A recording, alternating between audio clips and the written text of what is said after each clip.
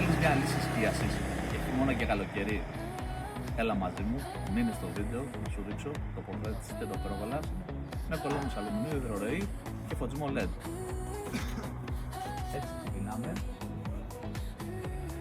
και σε λίγο θα δεις και το τελικό αποτέλεσμα. Μείνε στο βίντεο. Πεντοπέργολα 100% προσαρμοσμένη για το χώρο σου και για το σπίτι σου. Φτάσαμε στο τέλος της, την έχουμε καταστήσει και πάμε να τη δούμε και από μέσα. Να τη δούμε και από μέσα.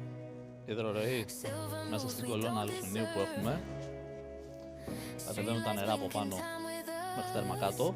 Βγαίνουν αριστερά δεξιά. Φωτισμός LED. Ανοίγει και κλείνει με τηλεκοντρόλ. Και ο φωτισμός ανοίγει και κλείνει με τηλεκοντρόλ. Το οποίο έχει και dimmer. Μια πάρα πολύ ωραία επιλογή για το σπίτι σου και ειδικά γιατί έχεις αυλές και χώρους που θέλεις να καλύψεις το περισσότερο χώρο και να μην έχεις πρόβλημα ούτε με τον αέρα ούτε με τις βροχές. Αν λοιπόν και εσύ έχεις ένα τέτοιο χώρο, στείλε μου από κάτω, κάλεσέ με.